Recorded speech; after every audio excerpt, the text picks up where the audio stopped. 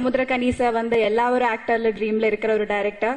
As an ஆடியன் எனக்கு அவர் அப்படியே வர மாதிரி எனக்கு ஒரு வைப்ரேஷன். அது என்னன்னா நான் நல்லா இருக்கணும்னு நினைக்கிறவங்க எல்லாருமே இங்க அந்த ட்ரெய்லர் பார்த்த உடனே இந்த படம் எப்போ ரிலீஸ் ஆகும், இந்த படத்தை எப்போ பார்க்கலாம் அப்படின்னு தோணும்.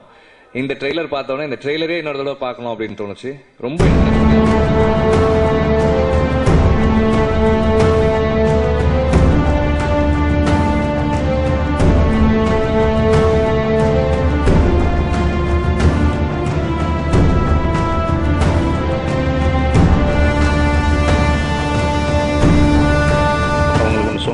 சமுத்திரக்கனி படத்தில் நடிக்கும்போது எல்லாருக்கும் என்ன தோணுன்னா அடுத்த படத்தில் நடிக்கணும்னு தோணும். அதே மாதிரி தான் ஜெயம் ரவி சாருக்கும் ஞானிக்கும் தோணிருக்கும்னு நினைக்கிறேன். ஏன்னா அவ்வளோ அழகாக ஆர்டிஸ்ட்டை பார்த்துக்குவார். என்னடா அதுக்குள்ளேயும் படம் முடிஞ்சு இன்னும் அடுத்தடுத்த படம் தோணும். அதனால தான் நான் நாடோடிகள் போராளி நடித்தேன்.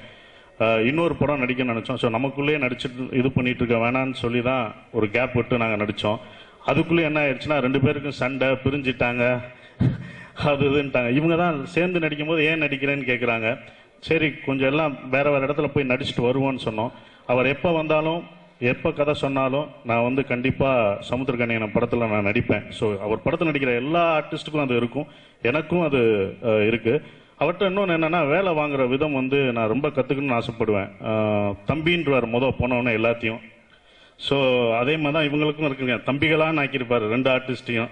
ஸோ தம்பின்னொடனே நம்ம அண்ணனுக்காக எது வேணா செய்யலான்னு தோணிடும், உயிரே கொடுக்கலான்ற மாதிரி வந்துடும். தம்பி அங்கே குதிடான்னா அது என்ன இருக்குன்னே பார்க்க மாட்டோம். கிணறா இருந்தாலும் குதிச்சிரும், ஒரே குதிச்சிரும்.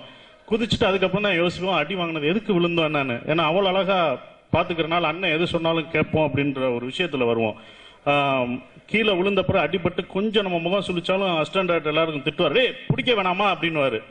அப்புறம் நம்ம ரூம் போனவன தான் அசிஸ்டன்ட் டைரக்டர்லாம் திட்டினாரே. நான் 41 ரூமுக்கு போனோம், அவர் தானே பிடிக்க வேணாம்னு சொன்னார், அப்புறம் என்ன பிடிக்க வேணாமான்னு திட்டுறாரு அப்படின்னு ஒரே குழப்பமா இருக்கும். ஸோ அவருக்காக எதுவும் செய்யணும்னு தோணுவார். ஏன்னா ஆர்டிஸ்டை கைக்குள்ள வச்சுக்குவாரு. அந்த கலை வந்து நான் ட்ரை பண்றேன், முடியாது. நம்மனா ஏன் உழுக மாட்டாரா அப்படின்னு கேட்போம். ஏன் இன்னொரு தடவை ஓடி வந்தா அப்படின்னா ஓடி வந்துட்டா இவர் ஓடி வந்து ஒன்றும் இல்லை வேறு வேணா தொடச்சி விடுவாரு, எல்லாம் இது பண்ணுவாரு. சரி திருப்பி ஓடுறான்னு திருப்பியும் ஓடுவோம். ஓடும்போது குதின்னுவாரு, நீ மேல இருந்து குதின்ற இரு அடுத்த படத்துல ஒன்ன நான் நடிக்க வச்சு ஒன்ன குதிக்க வர்றேன்னு. ஸோ இப்படிதான் நடக்கும். பட் ஆர்டிஸ்ட்டை ரொம்ப அழகா கைக்குள்ள வச்சுட்டு எல்லாத்தையும் ரொம்ப அழகா பார்ப்பாரு. அந்த இதனாலதான் எல்லா ஆர்டிஸ்டும் அவர் கூட நடிச்சவங்க எல்லாமே திருப்பி நடிக்கணும் அப்படின்னு தோணும். ஸோ கண்டிப்பா அவங்களுக்கும் தோணும். இதில் நடிச்சவங்களுக்குலாம் இந்த படம் ட்ரெய்லர் பார்த்தா ரொம்ப பிரமாதமா இருந்தது. எப்படி ஒரு நாடோடிகள் போராளி ட்ரெய்லர் எவ்வளோ ஃபாஸ்டா இருந்ததோ அவ்வளோதான் இருந்தது. மியூசிக் ஜிவி பிரகாஷ் ரொம்ப அற்புதமாக பண்ணியிருந்தாரு. இதில் வந்து எனக்கு ரொம்ப பிடிச்சிருந்த ட்ரெய்லர். அப்புறம் ஒவ்வொரு விஷயமும் நாங்கள் கோயம்புத்தூரில் தான் ஷூட்டிங், அவங்க ஷூட்டிங் எடுக்கும்போது எங்கள் ஷூட்டிங்கும் எடுத்தோம். அப்போ அவர் வந்து இப்போ என்னென்ன ஷார்ட் எடுத்தோம், சீன் எடுத்தோம், யார் எப்படி நடிச்சாங்கலாம் சொல்லுவார். நாங்கள் அவ்வளோவா சந்திச்சுக்கிறது இல்லை, இந்த ஷூட்டிங் டைம் தான் பார்த்துக்கிட்டோம். பக்கத்து நான் வேறு ஷூட்டிங் போனேன், அவர் வேறு ஷூட்டிங் போனார். ஸோ சரத்குமார் சாரோட இதையும் சொன்னார், இந்த இடத்துல சொல்லி ஆகணும். அவரோட ஃபைட் சீக்வன்ஸை ரொம்ப அற்புதமாக பண்ணாருன்னு சொன்னார். மேலே ஏறி இவ்வளோ வந்தால் போதும் அப்படின்னு சொல்லும்போது அவர் ஜீப்பை விட்டு வெளியிலே வந்து இது பண்ணார். ஸோ இந்த படம் வந்து வெற்றியடைய நான் வந்து ஆண்டவனை வேண்டிக்கிறேன். இந்த படத்தில் பணிபுரிந்த எல்லா ஆர்டிஸ்டுக்கும் டெக்னீஷியனுக்கும் என்னுடைய வாழ்த்துக்களை சொல்லிக்கிறேன். எல்லா கெஸ்ட்டுமே வந்து இன்வைட் பண்ணும்போது கூப்பிட்ட உடனே மேலே நேரடியாக இங்கே வந்தாங்க. பட் ஒருத்தர் மாத்திரம் வந்து சைடில் நிற்கிறாரு. அது ஏன்னு கேட்டால் வந்து இவரோட படங்கள்ல ஆடியோ லான்ச்ல இவர் எந்தெந்த படத்துல வந்து சைட்ல நின்னாரோ அந்த படம்லாம் வந்து சூப்பர் ஹிட் ஆயிடுச்சான். சோ அந்த சென்டிமெண்ட்டை இனிமே ஃபாலோ பண்ணலாம் அப்படின்னு முடிவு பண்ணிட்டாராம். நடிகர் சூரி அவர்களை பேச அழைக்கிறோம்.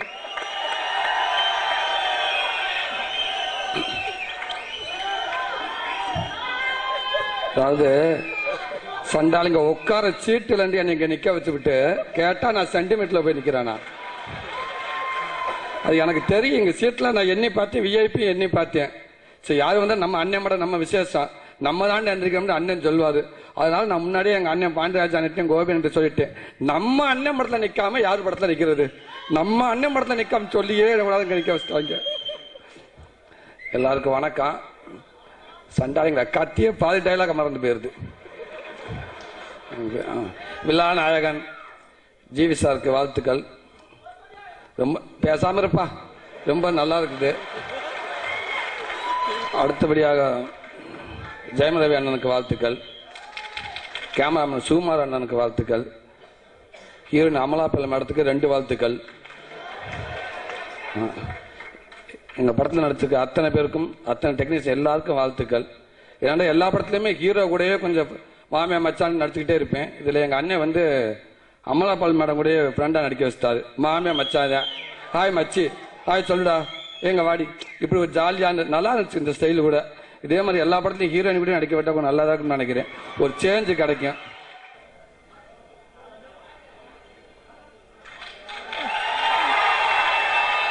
Happy birthday, Arya, from all of us. This is from the Nimirthanal team to you.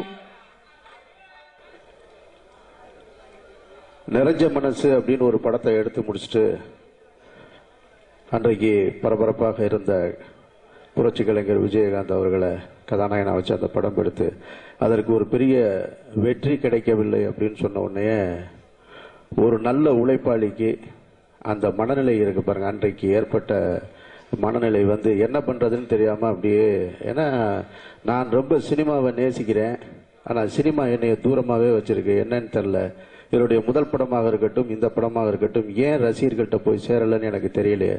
என்னுடைய முதல் படம் உன்னை சரணடைஞ்சன் மிகப்பெரிய வரவேற்பு இருந்தது, ஆனா வெற்றி இல்லைன்னு ஒரு சின்ன வருத்தம் இருந்தது. அப்பொழுது நான் பருத்தி வீரன் ஷூட்டிங்ல இருந்தேன்.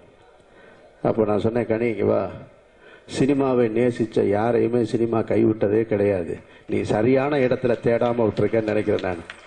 நீ வா, உன் எதெல்லாம் தூக்கி போடு, இந்த படம்லாம் இல்லைன்னு நினைச்சுக்க, இப்பதான் திரும்ப உன்னோட கேரியரை ஸ்டார்ட் பண்றேன்னு நீ ஃபீல் பண்ணு, ஷூட்டிங் போலாம் வா அப்படின்னு. 2 படம் டைரக்ட் பண்ணிட்டு ஒருத்தன் அசிஸ்டன்ட் டைரக்டரா வரணும்னு சொன்னா அதுக்கு எவ்வளவு பெரிய மனநிலை வேணும். அப்படி என் கூட அசோசியேட்டா ஒர்க் பண்ண வந்தான் பருத்தி வீரன் ஷூட்டிங்க்கு. ஆனால் அங்கிருந்து வந்த உடனே திருப்பி வெளியில வர்றான் பாருங்க. அப்பவே அந்த பருத்தி வீரன் ஷூட்டிங்ல இருக்கும் பொழுது ஒரு டிவி சீரியல் ஒன்று டைரக்ட் பண்ண போறேன் அப்படின்னு. அப்பதான் எனக்கு கொஞ்சம் கோவம் வந்து சத்தம் போட்டேன். திருப்பி இப்பதான் படம் ஸ்டார்ட் பண்ண போற, அப்புறம் டிவி சீரியலுக்கு உள்ள போற, திரும்ப திரும்ப உன்னை யாருன்னு நீயே உன்னுடைய அடையாளத்தை தொலைச்சிக்கிறாத அப்படிங்கும்போது ஒரு சின்ன வருத்தம் இருந்து என்கிட்ட கோச்சிட்டு போயிட்டான் ஷூட்டிங்ல இருந்து. ஆனா கோச்சிட்டு போயிட்டு 2 நாள் கழிச்சு திருப்பி வந்தான். எது திருப்பி வந்த அப்படின்னு. இல்லை சொன்னீங்க சார், இருந்தாலும் விட்டுட்டு போக எனக்கு மனசு இல்லை அப்படின்னு. அப்படி ஒரு உழைப்பாளி, இவனை மாதிரி ஒரு உழைப்பாளி ஒரு படிப்பாளியை நான் பார்த்ததே கிடையாது சினிமாவில். அங்கிருந்து ஸ்டார்ட் பண்ணா திருப்பி ஸ்டார்ட் பண்ணா சுப்பிரமணியபுரத்தில் போய் நடிக்கிறான். திருப்பி சுப்பிரமணியபுரத்தில் நடிச்சு ஒரு நாடோடியா வாழ்க்கையை அப்படின்னு ஆரம்பிச்சு ஒரு போராளியா தொடர்ந்து இன்னைக்கு நிமிர்ந்து நின்று இந்த மேடையில் இவ்வளவு பெரிய அரங்கத்தில் வந்து நிற்கிறான்னு சொன்னா, தமிழ் சினிமாவில் ஒவ்வொரு காரணத்துக்கும் ஒவ்வொரு சம்பவத்துக்கும் ஒரு ஆளை உதாரணமாக சொல்லும் பொழுது உழைத்து என்னால் முன்னேற முடியும் அப்படின்னு சொல்றதுக்கு சமுத்திரக்கனி மட்டும்தான் உதாரணம், வேற யாருமே கிடையாது. எல்லாரும் கஷ்டப்பட்டு வந்திருப்போம், ஆனாலும் அந்த பயணம் இருக்கு பாருங்க. டிவிலையும் அதுலையும் மாறி மாறி போய் கேம்ஸ் எல்லாம் பண்ணிருக்கேன் எனக்கு தெரியும். அதையெல்லாம் தாண்டி இன்னைக்கு தமிழ் சினிமாவோட ஒரு மிகப்பெரிய பட்ஜெட் படத்தை டைரக்ட் பண்ற டைரக்டரா வந்து நிக்கிறது, அது வந்து ஹேட்ஸ் ஆஃப் கனி. நான் உண்மையிலே மனம் திறந்து பாராட்டுறேன் நான். இன்னொரு விஷயம் கனியை பத்தி சொல்லணும்னா, பழைய நடிகர் நம்பியார் அவர்களுக்கும் கனிக்கும் ஒரு ஒற்றுமை இருக்கு. அவர் வந்து திரைப்படங்கள்ல வந்து கொடூரமான வில்லனா இருப்பாரு. சின்ன வயசுல எங்க அம்மா எங்க சின்னம்மா எல்லாம் சொல்லி கேள்விப்பட்டிருக்கோம், அப்ப இவரெல்லாம் நம்பி வீட்டுக்கு சாப்பிட கூட கூப்பிடக்கூடாதுப்பா, பொம்பளை கையை பிடிச்சி இழுத்துருவாங்கப்பா அப்படின்னு. அவ்வளவு கொடூரமான வில்லனா இருப்பாரு. ஆனா நேர்ல பாத்தீங்கன்னா அவ்வளவு நல்லவராகவும் ஒரு கடவுள் நம்பிக்கை உள்ளவராகவும் இருப்பாரு. அதுக்கு அப்படியே ஆப்போசிட் கனி, அவ்வளவுதான்.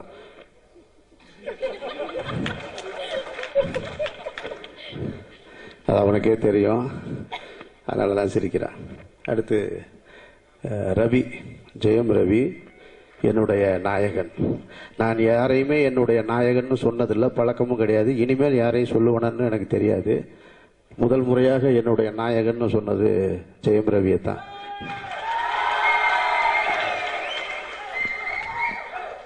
தனஞ்சய நான் இல்லைன்னு நினைச்சிங்க ஒரு வார்த்தையை சொல்லிட்டு போயிட்டார். அவர் கொஞ்சம் சாக்கு என்னை பார்த்தோடனே, கடைசியில் பார்த்தோடனே. பொதுவாக எப்பவும் சென்டரில் தானே இருப்பேன், அதனால கடைசியில் நான் இல்லைன்னு நினைச்சு, அவர் பாவம் 3 வருஷம் ஒரு படம் கொடுத்தாரு அப்படின்னு அவர் என்னையே தான் சொல்லிட்டு போனார். என்னை பார்த்த உடனே, சார் நீங்க என்ன சார் இங்கே உட்காந்துருக்கீங்க அப்படின்னாரு. நான் இருந்திருந்தா சொல்லியிருக்க மாட்டார் அதை. அதாவது 2.5 வருஷம் ஆயிடுச்சு அந்த படம் எடுத்து முடிக்க ஆதிபவனை.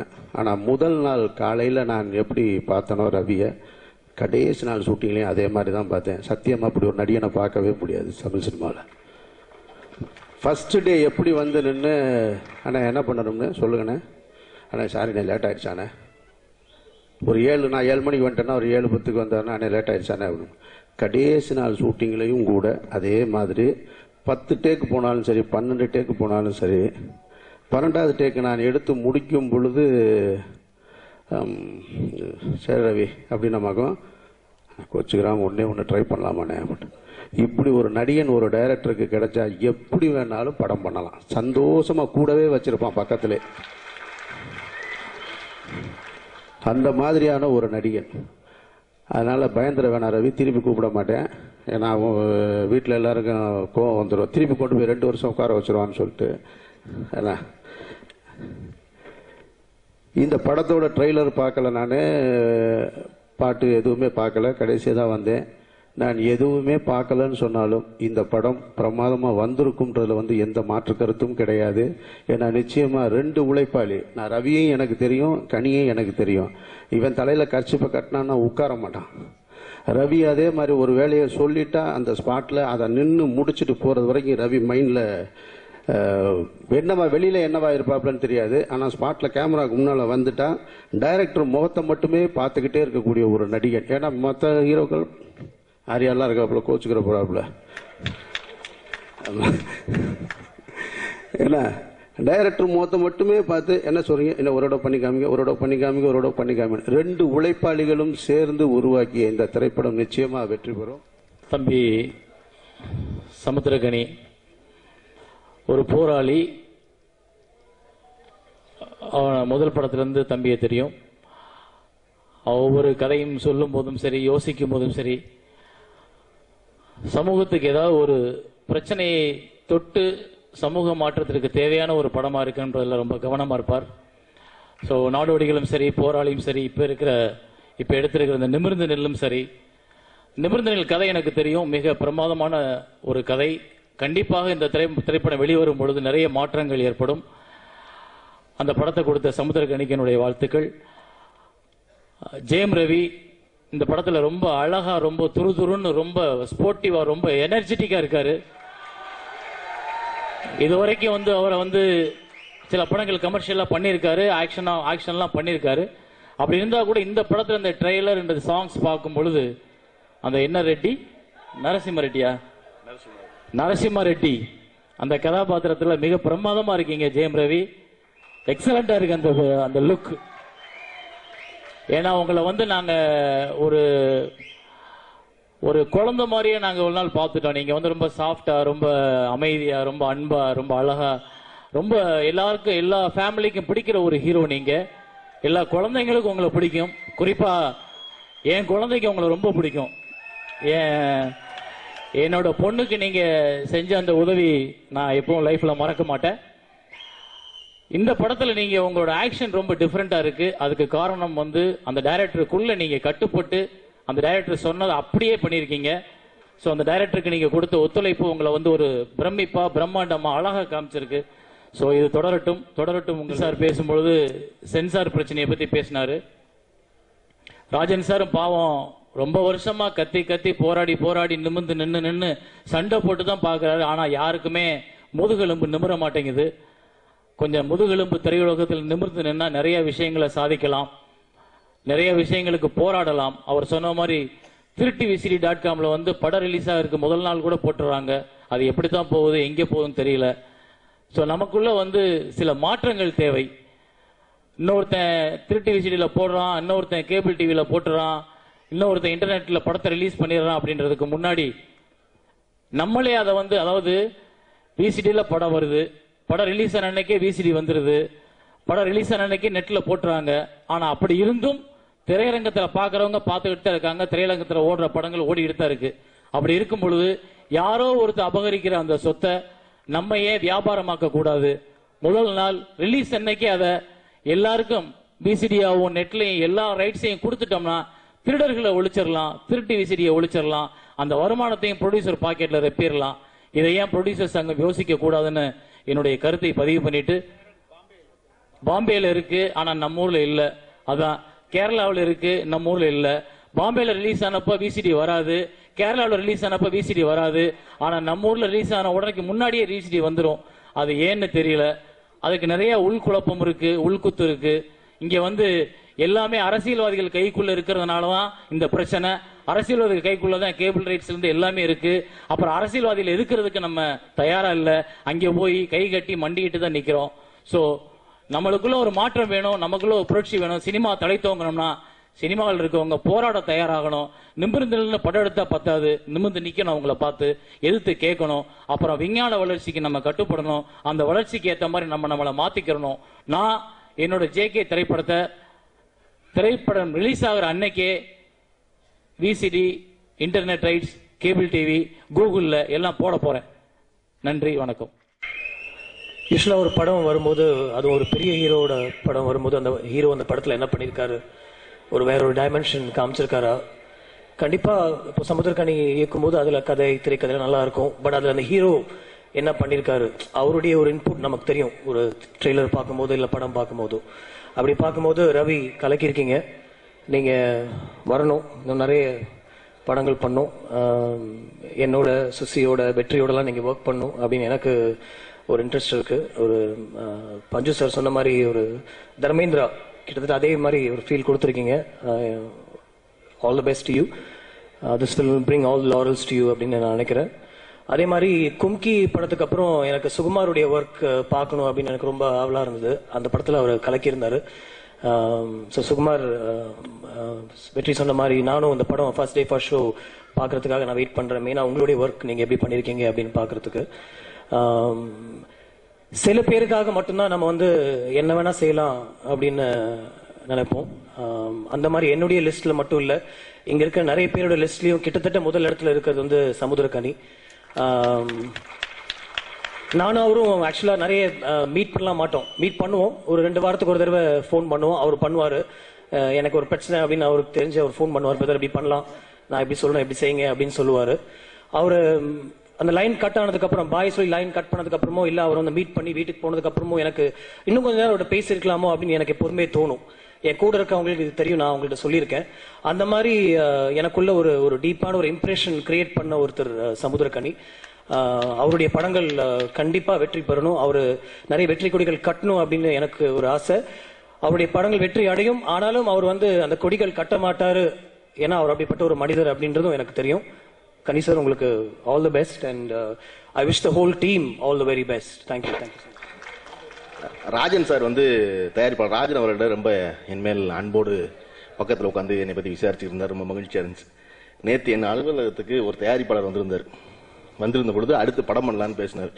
பேசிக்கிட்டு இருக்கும்போது அவர் என்கிட்ட கேட்டார், உங்ககிட்ட என்ன கதை இருக்கு சொல்லுங்கன்னு. நான் சொன்னேன், முதல்ல என் கதையை கேட்கறக்கிட்ட உங்க கதையை சொல்லுங்க, போன படத்துல என்னென்ன பாக்கி இருக்கு, எந்தெந்த ஏரியால மிச்சம் வச்சிருக்கீங்க, என்ன குழப்பமெல்லாம் சொல்லுங்க, அப்புறம் நான் சொல்றேன். அப்படி தயாரிப்பாளர் விரைவி இருக்க காலகட்டங்கள்ல மிக தரமான தயாரிப்பாளர்களா நிறைந்திருக்கும் இந்த மேடை மிக மகிழ்ச்சி அளிக்கிறது. அது மட்டுமல்ல, தயாரிப்பாளராய் மாறிய இயக்குநர்களும் நிறைந்திருக்கும் மேடை என்பது மேலும் மகிழ்ச்சி அளிக்கிறது. என்னை போல 1-2 பேர் தவிர்த்து மற்ற எல்லாருமே தயாரிப்பாளர்கள் தான் மேடையில. என்ன மிக மகிழ்ச்சியானது இந்த அரங்கத்துலன்னா, ஒரு சொல் உண்டு, மதுவிலும் புத்தகங்களிலும் நட்பிலும் பழையதே சிறந்ததுன்னு. மதுவிலும் நட்பிலும் புத்தகத்திலும் பழையதே சிறந்ததுன்னு. அதனால எனக்கு சென்னைக்கு இந்த 10 ஆண்டு காலத்துல நட்பு ரொம்ப குறைச்சு, எல்லாருடைய பழக்க இருக்க ஒழிய நட்பு ரொம்ப குறைச்சு. எனக்கு பள்ளிக்கூடத்து நட்பு தான் இன்னும் தொடருது. அப்படி சென்னையில நான் பெற்ற நட்புல ரொம்ப விரல் விட்டு எண்ணக்கூடிய நபர்கள், அவர்கள் எல்லோரும் நிறைந்திருக்கும் மேடைங்கிறதுனால எனக்கு மேலும் மகிழ்ச்சி அளிக்குது. அதில் தலையாய ஆள் சமுத்திரக்கனி. நான் சினிமாவில் போடா வாடான்னு பேசிக்கிற ஆள் ஒரே ஒருத்தர் தான் எனக்கு தெரிஞ்சு ஞாபகம் இருக்குது, அது சமுத்திரக்கனி ஒருத்தன் தான். அவனோட எனக்கான மகிழ்ச்சி என்னன்னா, நான் அவனுக்கு தொலைபேசியில கூப்பிடுவேன், கூப்பிட்டு எங்கடா இருக்க அப்படின்னு நான் கேட்பேன். கேட்ட உடனே அதுக்கு பதில் அவன் என்ன சொல்லுவான்னா, வரவாடா அப்படிமா. எங்கடா இருக்க நான் கேட்டவன் வரவாடாமா. நான் அதை நினைச்சுதான் சொல்லியிருப்பேன் அவனை வர சொல்லுவோம்னு. சில அலுவலகம் ரொம்ப பக்கத்துல, சில நாட்கள் அவனை பார்க்க போகலாம் நினைச்சு தொலைபேசியில கூப்பிடுவேன். நான் கேட்பேன் எங்கடா இருக்கேன்னு. இப்ப வந்துரும்பாவன். இந்த வரவாடா வந்துருங்கிற இடம் இருக்குல்ல, அதுதான் நட்பின் ஆகச்சிறந்த இடம் நினைக்கிறேன். காதலி போல தன் மனம் என்ன நினைக்கிறதோ அதை பதிலுக்கு சொல்லணும்னு நினைக்கிறாள். அப்படி ஒரு ஆள்ல நான் சமுத்திரக்கனி எடுத்து வந்திருக்கேன். இன்றைய இசை வெளியீட்டு விழா முதல்ல எல்லாரும் ஜோரா ஒரு சமுத்திரக்கனி கைதட்டிருங்க. எதுக்காகன்னா, தமிழ்நாட்டுக்கு கோபிநாத்தை கோட்டு இல்லாம காமிச்சதுக்காக இந்த கைதட்டு. என்ன நேத்து இந்த இசை வெளியீட்டு விழாவுக்கு தொடர்பான வேலைகளை பார்த்து கொடுக்கும்போது எனக்கு இந்த படம் தொடக்கத்துல இருந்து தெரியும். படம் தொடங்கிய நாள் முதல்ல கதை சொல்ல போன நாள்ல இருந்து திரு ஜெயம் ரவி அவர்களிடம் கதை சொல்ல போன நாள்ல இருந்து தெரியும். ஜெயம் ரவி அவர்கள்ட்ட கதை சொல்லிவிட்டு வந்து சமுத்திரகனி கிட்ட சொல்லிட்டு இருந்தான், கதை பிடிச்சிருக்குன்னு நினைக்கிறேன், மோகன் சார் ஒரு கரெக்ஷன் சொல்றாரு, அது செய்யலாம் நினைச்சா ராஜா ஒண்ணு சொல்றாரு, ராஜா சொல்றதை கேட்கலாமா மோகன் சார் சொல்றதை கேட்கலாமான்னு யோசிச்சுட்டு இருந்தா ரவி ஒரு கரெக்ஷன் சொல்றாப்புல, இது ரொம்ப கஷ்டம்டா, அந்த வண்டி கிளம்பாது போல இருக்குன்னு. அவன் ரொம்ப நேர்த்தியானவன், ரொம்ப கவனமா கையாளக்கூடியவன், என்னை மாதிரி அவசரப்பட்டு சிதறடிக்கிறவன் இல்ல. அவன் எவ்வளவு கவனமானவன் உதாரணம் சொல்றேன். நேத்து இன்னைக்கு இசை வெளியீட்டு விழாவுக்கு நடத்துவதற்கு யார் யாருக்கு என்னென்ன வேலைன்னு பிரிக்கிறோம். நீ இதை பாரு, நீ இதை பாரு, நீ இதை சொல்லிடு, நீ அவங்களுக்கு போன் பண்ணிடு, நீ இவங்களை ஞாபகப்படுத்தி இருக்கும்போது என்னை வந்து இவன் வந்து என்ன சொல்றான், நமோ நாராயண் நீ இந்த வேலையை பார்த்துரு, ஜாக்கி நீ இந்த வேலையை பார்த்துரு, ஜீவன் நீ இந்த வேலையை பார்த்துரு. எனக்கு அவன் கொடுத்த வேலை வந்து பஞ்சர்நாத் சாரை போய் கூட்டு வந்துரு, வீட்டுல இருந்து அவருக்கு கொஞ்சம் வயசானவர், நீ போய் கூட்டு வந்துருனா. நீ என்னடா செய்வேனா, நான் அமலாபாலை கூட்டு வந்துடுறேன்னா.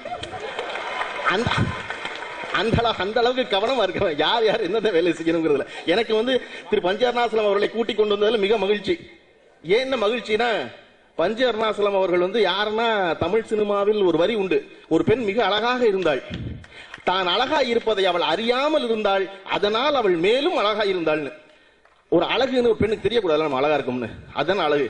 அதை போல தமிழ் சினிமாவில் தான் செய்த சாதனைகளை எல்லாம் சாதனைகளே அல்லன்னு உணராம இருக்க ஒரு ஆத்மா பஞ்ச அருணாசலம் அவர்கள். அவர் செஞ்சிருக்க காரியம் கொஞ்சம் நஞ்சம் இல்ல. அதுல எனக்கு மிக மகிழ்ச்சி சமுத்திரம் சொன்ன வேலை. சரி நான் போய் அவரை கூட்டு வந்தேன். அதை எதுக்கு வரேன்னா, இந்த மாதிரி என்ன ஆளுக்கு ஒரு கரெக்ஷன் சொல்றாங்கடான்னு சொன்னோன்னு நான் சொன்னேன் சமுத்திரக்கனிட்ட, டே இதுக்கு ஒரே வழிதான் இருக்கு, 3 பேரையும் ஒன்னா உட்கார வை, ஜெயம் ரவி, மோகன் சாரு, ராஜா 3 பேரையும் ஒன்னா உட்கார வச்சுட்டா மாத்தி மாத்தி சொல்ல மாட்டாங்களான்னு. அவன் சொன்னா அது கதை ஓகே பண்ணோட கஷ்டம்டா 3 பேரையும் ஒன்னா உட்கார வைக்கிறது, நீ என்ன படத்தை நடக்க விட மாட்ட போல இருக்கு அப்படின்னா. அப்புறம் ரவி வந்து ஒரு இடத்துல வந்து கட்டத்துல ரவி, ஜெயம் ரவி, மோகன் சாரு, திரு ராஜா 3 பேருமே தன் படத்தின் நலனுக்காக சொல்கிறார்கள். இவனுக்கு புரிந்த கணத்தில் சமுத்திரக்கனி வந்து தன் தம்பியின் நலனுக்காக தான் யோசிக்கிறான், ராஜாவுக்கும் தன் மகனின் நலனுக்காக தான் யோசிக்கிறான், மோகன் சாருக்கும் புரிஞ்ச இடத்துல தான் இந்த படம் பழிச்சுன்னு ஆரம்பிச்சு. ஆரம்பிச்ச பிறகு இந்த படத்துக்கு இசையமைப்பாளராக வேற ஒருத்தர் பேசிக்கிட்டு இருந்தோம், வேற யார் யாருங்க. அப்ப ஜிவி பிரகாஷ் அவர்களை வந்து இந்த படத்தை இசையமைப்பாளராக வச்சுக்கலாம் அப்படிங்கும்போது, ஜிவி பிரகாஷ் ரொம்ப ஒரு பெரிய சம்பளம், பெரிய இடம், விஷயம் பேசிட்டு இருக்கும்போது தயங்க ரொம்ப சமுத்திரக்கனி. நான் சொன்னேன், இங்க வா, ஏரோப்ளைன் வாங்கியாச்சு, அப்புறம் அதுக்கு ஒயிட் பெட்ரோல் வாங்குறதுக்கு யோசிக்காத, மண்ணெண்ணெயில ஓடாது ஏரோப்ளைன். ஜெயம் ரவி வந்தாச்சு, படம் பெருசாயிடும், மறுபடியும் கூப்பிட்டோம்னா அடுத்து கதாநாயகி யாருன்னு பேச்சு வந்து அமலாபால் நடந்த பொழுது, அமலாபால் வந்து இந்த சம்பளம்டா. அப்ப 2 படத்துக்கும் சமுத்திரக்கனுடைய சிறப்பு என்னன்னா, எப்பொழுதும் தயாரிப்பாளர் என்ன கேள்வி எழுப்புவாரோ அதையெல்லாம் அவன் ஒரு முறை மனசுக்குள்ள எழுப்பிக்குவான். இது வந்து இப்படி சம்பளம் இருக்கா, 2 படத்துக்கு ஒரே ஹீரோயினா இருக்கட்டும், 2 லாங்குவேஜுக்கும் அப்படின்னு நினைச்சு. அதனாலதான் சூரிய அவர்கள் வந்து அமலாபாலுக்கு இரட்டை வாழ்த்துக்கள் சொன்னாரு, அவங்க ஒருத்தர் தான் 2 படத்துல இருந்ததுனால. இப்படியாக இந்த படம் பெருசா பேக்கேஜ் ஆகி சமுத்திரக்கனி தயங்கிய பொழுதெல்லாம் என்னை போன்றவர் சேர்ந்து, இல்ல நீ என்ன பட்ஜெட் சொல்லிருக்கோ அந்த பட்ஜெட் செலவழிச்சிரு, அதுல சிக்கனம் எல்லாம் பண்ணாத, அதுல சிக்கனம் அவசியம் இல்ல அப்படின்னு சொல்லிட்டு இருந்தது. அதனால சீனிவாசன் சாரும் நீங்களும் திட்டணும்னு நினைச்சீங்கன்னா எங்களை திட்டுங்க, சமுத்திரக்கனியை திட்டாதீங்க. இந்த படத்தை பட்ஜெட் வரையும் கொண்டு வந்து தொட வச்சது நாங்க. இந்த படம் நான் அங்கங்க பார்த்திருக்கேன். இந்த படம் ஒரு சர்ப்ரைஸ் பேக்கேஜ்னு எனக்கு தோணுது. திரு சரத்குமார் ஆகட்டும், திரு கோபி ஆகட்டும், தயாரிப்பாளர் ஞானவேல் ஆகட்டும், அவர்கள் எல்லாரும் வந்திருப்பது. இதுக்கெல்லாம் மேல இந்த படம் என்ன சிறப்பு, இந்த படம் என்ன செய்யும் அப்படின்னு கேட்டா, சினிமாவில் நல்லது சொல்வதற்கான ஆட்கள் அருகிக்கொண்டே வருகிறார்கள். இன்னைக்கு எது வெற்றி பெறுகிறதோ, எது விரும்புறாங்கன்னு நினைக்கிறோமோ அதை சொல்லும் காலகட்டங்கள்ல, இல்ல நான் இதைத்தான் சொல்லுவேன் அடம் முடிச்ச ஒருத்தன் இருக்கான்ல, அதற்காகவாவது இவன் தொடர்ந்து வெற்றி பெற வேண்டும் நான் நினைக்கிறேன். காரணம், எந்த வகையிலாவது வெற்றி வந்தால் போதும் என்று நினைக்கும் ஒரு திரையுலகில் இப்படித்தான் இருப்பேன்னு அடம் முடிச்சு இருக்கவனை பத்திரமா பாதுகாக்கணும்னு நினைக்கிறேன். அப்படி பத்திரமா பாதுகாக்க வேண்டிய ஆள் தான் சமுத்திரக்கனி நான் நம்புறேன். திரு சிவா அவர்கள் பேசும்பொழுது சொன்னாங்க, சமுத்திரக்கனி வந்து இந்த படம் வந்து ரொம்ப பிரம்மாண்டமா பெருசா வந்திருக்கு, இந்த படம் முடிஞ்சு அவர் சங்கர் ஆகணும் அப்படின்னாரு. நான் வந்து அதில் மாறுபடுறேன். நம்ம வந்து எப்பொழுதும் விஜய் சேதுபதியை விஜயாக்கவும், அமலாபால அமலாவாக்கவும், சமுத்திரக்கனியை சங்கராக்கவும் முயற்சி பண்றோம். அவசியம் இல்லை சமுத்திரக்கனி. இந்த படம் பெருவெற்றி பெற்று இந்த படம் சமுத்திரக்கனியை சமுத்திரக்கனியாவே ஆக்கினாலே பெருமகிழ்ச்சி அடைவேன் நான் சொல்லிக்கிறேன். இந்த படம் கண்டிப்பா உன்னை சமுத்திரக்கனியாவே ஆக்கும்னு நம்புறேன், வாழ்த்துறேன், விடைபெறேன். நன்றி. படத்துடைய ஆடியோ லான்ச் தியேட்டர்ல பார்க்கும்போதே தெரிஞ்சிடும் இந்த படம் எந்த அளவுக்கு எதிர்பார்ப்புல இருக்கு அப்படின்னா. அங்கே இன்னைக்கு தியேட்டர்ல பார்க்கும்போதே இவ்வளவு கூட்டம், கீழெல்லாம் உட்காந்துருக்கல கூட்டம் இருக்கும்போதே இந்த படம் எவ்வளவு எதிர்பார்ப்புல இருக்கு. உண்மையில உள்ள வந்து பார்த்தா இடம் கிடைக்கல. ஒரு இடத்துல உட்கார போனா, ஐயோ ஆளு வருதுன்னு துண்டு போடாத குறையா ஒருத்தர் எழுப்பி விட்டாரு. அப்புறம் அப்படியே கொஞ்சம் நேரம் வந்து எங்க அண்ணன் படம் சூரி சொன்ன மாதிரி எங்க அண்ணன் படம் நிப்போம் அப்படின்னு ஒருத்தர் சொல்லிட்டு தேடி பிடிச்சி பார்த்தா ரிங்கு மேடம் உட்காந்துருக்க இடம் ஃப்ரீயா இருந்துச்சு.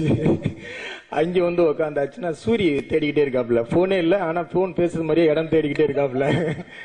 திருப்பி வந்து பக்கத்துல உட்காந்துட்டு அப்பா இடம் கிடைச்சிருச்சுன்னு அவங்க அவ்வளோ இடம் கிடைக்காத டென்ஷன்ல இருந்தா சூரி சும்மா இல்லாம ரம்யாவுக்கு மேரேஜ் பிக்ஸ் ஆயிடுச்சானே அப்படிங்கிறாப்புல. இவ்வளவு டென்ஷன்ல இருக்கா அவனா இல்ல நான் ஏதோ பேப்பர்ல படிச்ச மாதிரி இருக்கு உண்மை அப்படிங்கிறாப்புல. அதனால ரம்யா சொல்லிடுங்க அவர்கிட்ட நீங்க வந்து என்ன அப்படிங்கறத. இது வந்து வாழ்த்துக்கள் 100வது நாள் சந்திக்கிறேன் சொல்லிட்டு போயிடலாம். ஆனா இது எங்க அண்ணன் படம், அப்படி போயிட முடியாது. உண்மையில சமுத்திரகன் வந்து ஒரு அண்ணன் மாதிரி. கிட்டத்தட்ட பசங்க ஸ்கிரிப்ட் நானும் நாடோடிகள் ஸ்கிரிப்ட் அவரும். அவர் ஒரு கம்பெனில ஏறிட்டு இறங்குவாரு, நான் அந்த கம்பெனில ஏறிக்கிட்டு இருப்பேன். இல்லைன்னா நான் அந்த கம்பெனில இறங்கிட்டு இருப்பேன், இவர் ஏறிக்கிட்டு இருப்பாரு. 2 பேரும் அப்படியே தான் சந்திச்சுட்டே இருப்போம். அப்பதான் எங்களுக்கு அது பெரிய அறிமுகம். அதுக்கு முன்னால அறிமுகமே கிடையாது. ஆனா 2 பேருமே வந்து ஒரு கண்ணில் ஒரு தேடல் இருந்துகிட்டே இருக்கும். அந்த தேடுறது யாருன்னா அது சசிகுமார் சார் அப்படிங்கிறத 2 பேரும் ஒரே இடத்துல மீட் பண்ணும்போது அது சசிகுமார் சாருங்கிறது எங்களுக்கே தெரிஞ்சது. நாடோடிகளும் பசங்களும் அவர் மூலமா வரணும் அப்படின்னு இருந்திருக்கு. அதே மாதிரி ரொம்ப எனர்ஜியான ஒரு இது. கௌதம் சார் சொன்னது மாதிரி ஒரு பிரச்சனை அப்படின்னா ஃபர்ஸ்ட் லைன்ல வர்றது எங்க அண்ணனா தான் இருப்பாரு. என்ன பிரச்சனை, எது பண்ணலாம், இப்படி சரி பண்ணலாம், அப்படி பண்ணலாம் அப்படிங்கிறதுல வந்து முன்னிலையில் நிக்கிறதுல வந்து கண்டிப்பா அது அண்ணனுக்கு நிகர் தான். அதே மாதிரி அண்ணனுக்கு ஏதாவது உதவி அப்படின்னு சொல்லி நம்ம போன் அடிச்சோம் அப்படின்னா தம்பி கர்நாடகாவில் இருக்கேன்டா அப்படின்பாரு. அடுத்து தம்பி ஆந்திராவில் இருக்கேன்டா அப்படின்பாரு. தம்பி கேரளாவில் ஒரு மலையாள படம் நடிச்சுக்கிட்டு இருக்கேன்டா அப்படின்பாரு. நமக்கு இங்க தமிழ்ல ஓடுறதே பெரிய இதுவா இருக்கு. அவர் எல்லா ஸ்டேட்டுக்கும் போயிடுவாரு. ரொம்ப சந்தோஷமா இருக்குன்னா முடிஞ்சதுக்கு ரொம்ப சந்தோஷமா இருக்கு. நிமிர்ந்ததில் வந்து கண்டிப்பா எனக்கு ரொம்ப ரொம்ப ஸ்பெஷலான ஒரு மூவி. என்னன்னா ஒவ்வொரு ஆக்டருக்கும் அவங்களோட ஃபேவரட் டைரக்டர்ஸ் இருக்கும். இந்த டைரக்டர் கூட ஒர்க் பண்ணணும்னு ரொம்ப ஆசையா இருக்கும். ஸோ கண்டிப்பா சமுத்திரகனி சார் வந்து எல்லா ஒரு ஆக்டர்ல ட்ரீம்ல இருக்கிற ஒரு டைரக்டர். ஆஸ் அன் ஆடியன் எனக்கு அவரோட படங்கள் ரொம்ப பிடிக்கும். ஸோ என்னை வந்து இந்த படத்துக்கு இந்த ரோலுக்கு கன்சிடர் பண்ணும்போதே ரொம்ப சந்தோஷமா இருந்தது. Thank you sir.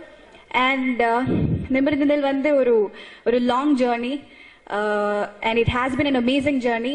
ரொம்ப நல்ல எக்ஸ்பீரியன்ஸ்.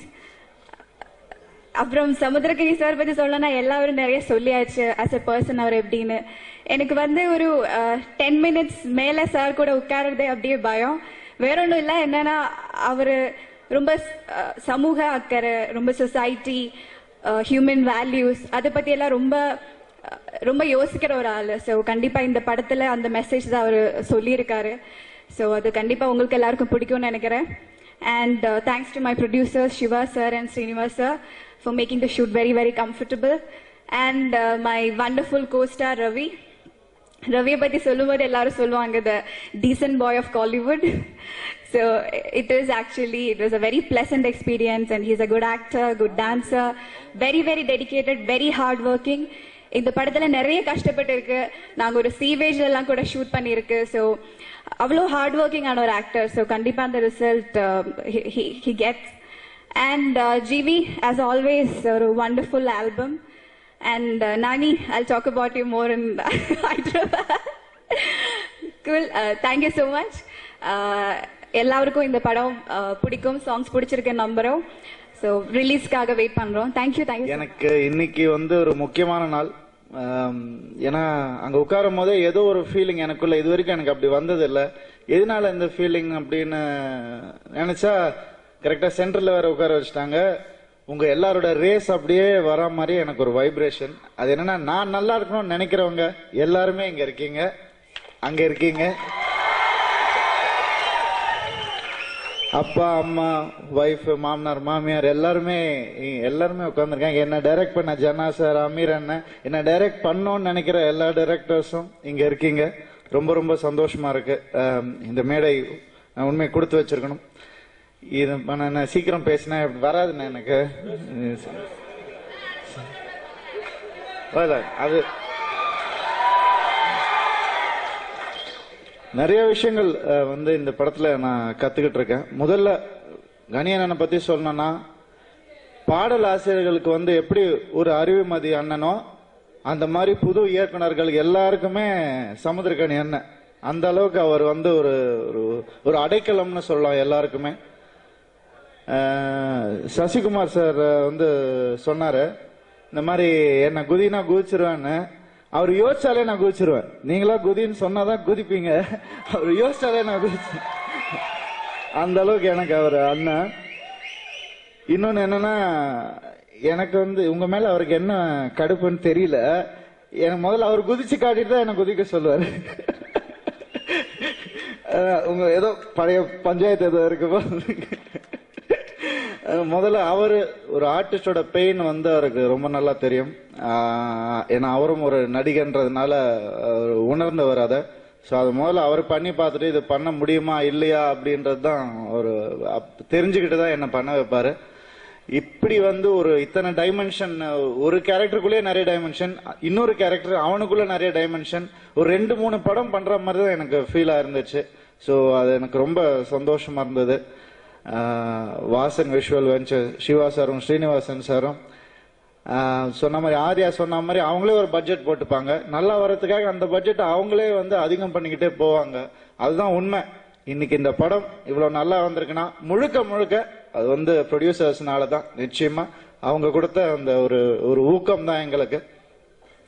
நானி வந்து சொன்னாரு, சத்தியமா சொல்றேன், ரஜினி சாருக்கு அப்புறம் தன்னைத்தானே தாழ்த்திக்கிட்டு இன்னொரு ஹீரோவை வந்து புகழ்றது நானி மட்டும்தான்.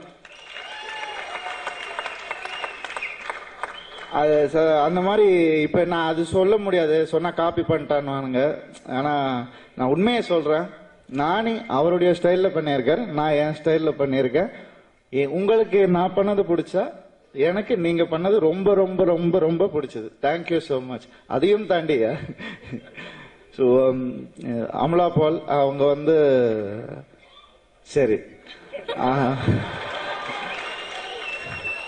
அவங்க வந்து ஒரு அமலா பாலா தான் தெரியும் நமக்கு. இப்ப வந்து இந்த படம் நிமிர்ந்தனலுக்கு அப்புறம் அமலா பால் ஆஸ் அ குட் ஆக்டரா இந்த படத்துக்கு அப்புறம் நிச்சயமா தெரியும். ஏன்னா அவங்க பெர்ஃபார்மன்ஸும் அவ்வளவு அழகா பண்ணியிருக்காங்க, சாங்ஸ்லயும் அவ்வளவு பியூட்டிஃபுல்லா இருக்காங்க.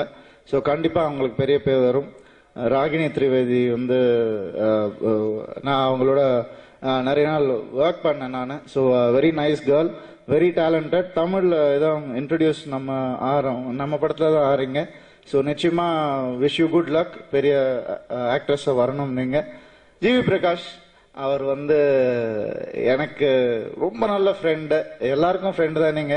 அந்த மாதிரி ஃபேஸ் உங்களது பார்த்த உடனே அப்படியே அட்ராக்ட் பண்ணிடுறீங்க. ஃபேஸ் எப்படியோ அதே மாதிரி தான் மியூசிக்கும் அதை விட சூப்பர், எக்ஸ்ட்ராடினரி. ஹீரோவா பண்ண போறீங்கன்னு கேள்விப்பட்டேன், பண்ணிட்டு இருக்கீங்கன்னு. ஷூட்டிங் ஓகே, சரி. பல போட்டிகளுக்கு நடுவில் இவரும் வந்திருக்காரு, பரவாயில்ல. நாங்க ஈடு கொடுக்கறோம் நிச்சயமா உங்களுக்கு. ஆல் தி பெஸ்ட், நல்லபடியா வரணும் எல்லாருமே. யாரை பத்தி சொல்லணும், யார் விட்டுட்டேன்னு தெரியல, கொஞ்சம் அவசரப்படுத்திட்டாங்க எல்லாரும். பட் ஏன்பா எல்லா ஹீரோஸும் எனக்கு பிடிக்கும்ப்பா, உங்க எல்லாருக்குமே தெரியும். என்னுடைய உழைப்பை நான் எந்த அளவுக்கு நம்புறேனோ உங்களுடைய சப்போர்ட்டை அந்த அளவுக்கு நம்புறேன் நான்.